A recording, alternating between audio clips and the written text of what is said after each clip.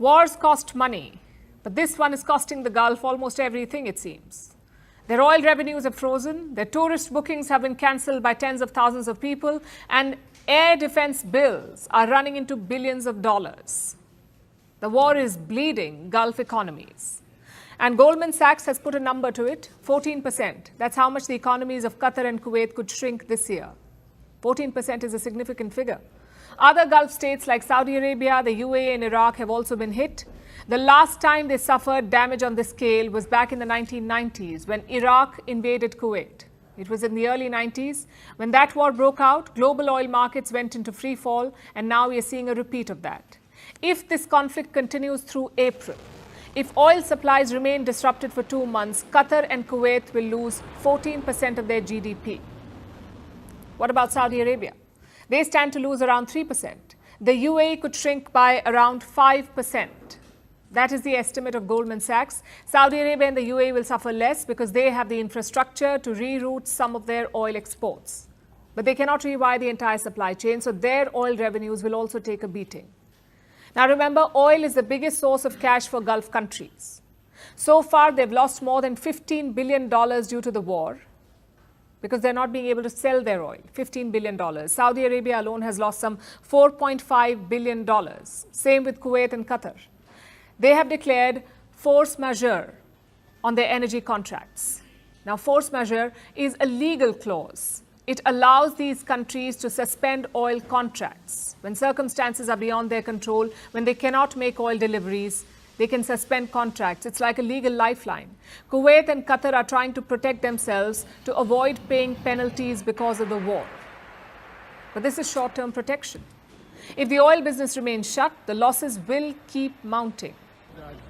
And countries like Iraq are the most exposed to this, because 90% of Iraq's revenues come from oil, 90% of the revenues. If oil stops moving, the Iraqi state can virtually come to a standstill. Basra is one of Iraq's main oil hubs, and reports emerging from there are quite stark. Their storage facilities have hit maximum capacity. They cannot store any more oil, and production has been reduced drastically. Earlier, Basra was churning out 3.3 million barrels per day. Now the production has come down to 1.3 million barrels of oil. That's a cut of 60%. So the loss of oil revenue is the biggest shock. But it's not the only economic fallout for Gulf countries. The second major blow is the cost of defense.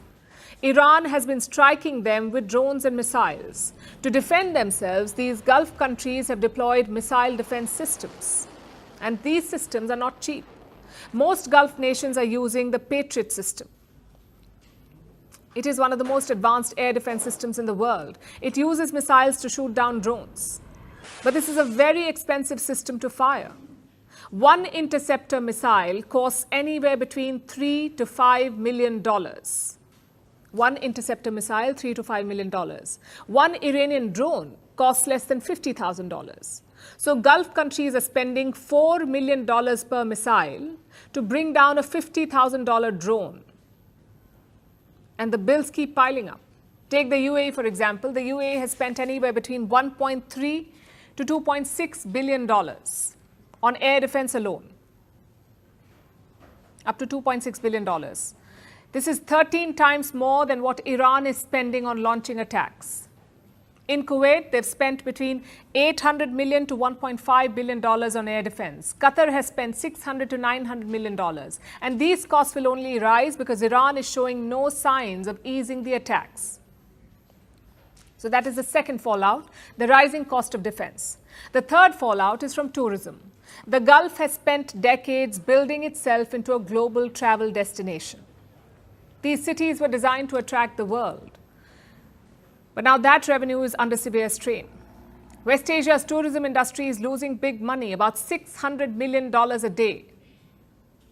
And the losses stem from a range of sources: the closure of airspace, flight cancellations, the drop in tourist arrivals. All of it adds up. You could say the war is following a predictable path. It begins on the battlefield and creeps into the balance sheet.